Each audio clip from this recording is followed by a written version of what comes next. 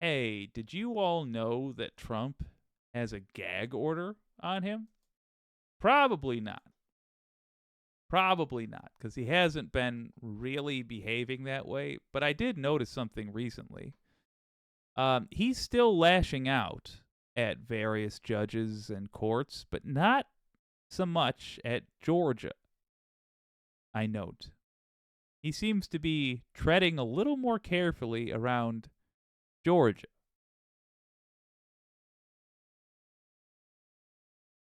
but not New York. Here he is talking about the New York State Attorney General, Letitia James, who sued me over a statute never used before for such a case, which means it's not a real law. Had a bad day in the rigged trial going on in Lower Manhattan. Her appraiser witness was a disaster on the stand, and her ridiculous valuations were shown to be incorrect without even discussing the $18 million value she ascribes to Mar-a-Lago. The trial is a giant Democratic scam with a Trump/developer hating judge who does whatever Letitia demands. He is totally afraid of her, but unfortunately has been overturned on many occasions by the Court of Appeals, including, in our case, which decision he refuses to even acknowledge. I'm trying to read it as accurately as I can, showing great disrespect for the appellate court. Businesses are watching this witch hunt trial and moving out of New York, and definitely not moving in. I couldn't keep it up. I didn't. I just couldn't. I couldn't keep doing the loser voice. There he is, lying, just lying about his case. And notice that it's the New York AG case. It's not the case with Tanya Chutkin. It is not, nor is it a case where a judge has taken him seriously. I've tried to be witty, and it's just not there. It's just I got nothing in the tank.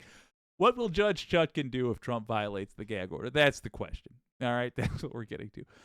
Only U.S. District Judge Tanya Chutkin knows how difficult it was for her to put a limited gag order, on Donald Trump this week.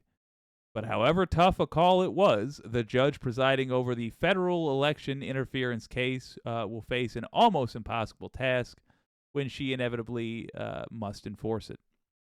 To be clear, the difficulty isn't over whether some version of a gag order was warranted. Before Chutkin granted it, while you and I were ranting and raving, saying where is some sort of law enforcement here, Special Counsel Jack Smith had laid out the former president's menacing statements against various actors across the legal system. That much was clear to the judge, who, during a Monday hearing on the gag order request, said it was troubling that Trump called Smith deranged and the special counsel's staff thugs. Yeah, troubling. Oh, that's concerning. That's a concern. We should sit here and mutter quietly about it, and maybe he'll get the vibe when we're like,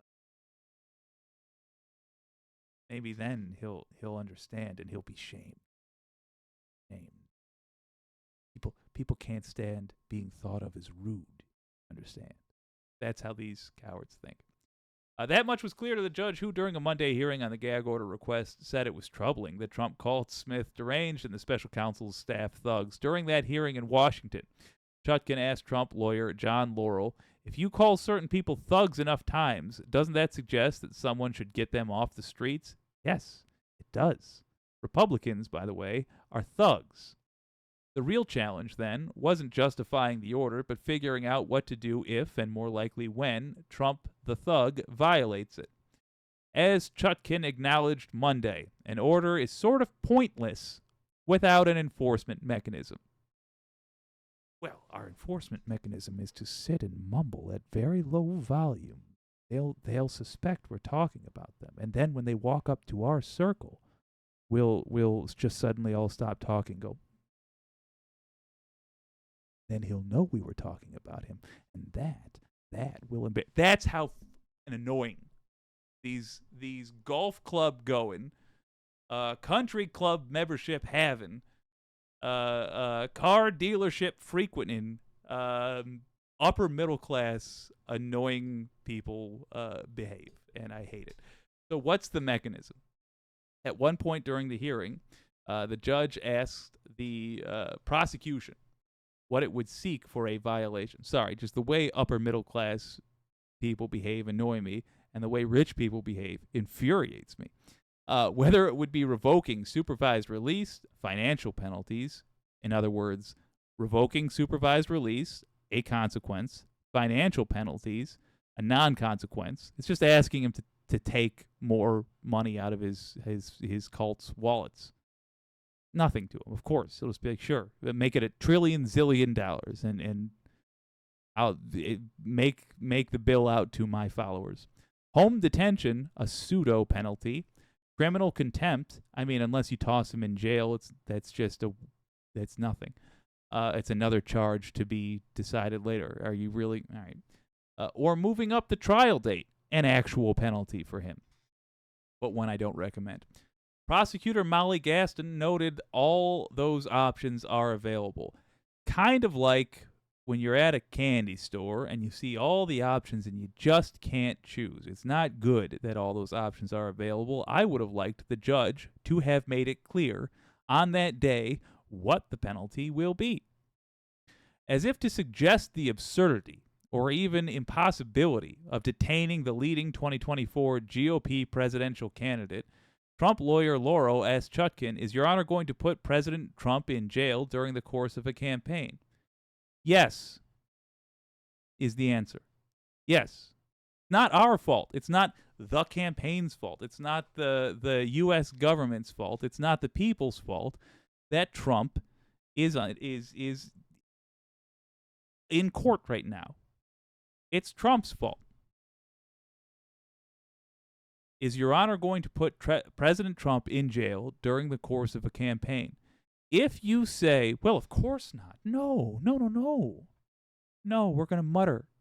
We're going to mutter to ourselves. That's the enforcement mechanism. Then you are saying that a campaign is allowed to affect a trial, in which case every single one of you who gets in any legal trouble at all, I think, is obligated to run for president of the United States. Announce your candidacy as soon as you get a subpoena. As soon as the police come knocking, announce your candidacy and bring it up in court constantly. Doesn't matter when. Say you're running for 2028. Say you're running for 2032. Doesn't matter. It does not matter. Say you're running for 2035 after a hypothetical accident takes out whatever president we have then, as well as half the U.S. government, and we have a sort of kumite for the next president. If it's allowed, if you're just allowed to announce you're running for president, and have that interfere with your trial, then we have an obligation to show the judicial system how silly that is. There is a separation of powers. I think the answer to this is obvious. I don't want the trial moved up based upon his indiscretions, because he will use that, and rightly so, as an excuse to say he wasn't given a fair crack at his defense. It was rushed, blah, blah, blah. I want him to have every opportunity to present a solid defense. I know he can't. I know he cannot. But it's like if LeBron James was playing a local mouthy middle schooler in a game of basketball. I don't want that middle schooler calling penalties and pretending that's why he lost to LeBron James. Nonsense. No, toss his ass in a jail cell. It's that simple. He threatens people. This guy who's being charged with a coup threatens people, you toss him in jail. Put him in an environment where he is unable to threaten people. It's not difficult. It just takes a tiny, tiny bit of courage, which is sorely lacking in the U.S. Court system. Come on, Chutkan, find your guts.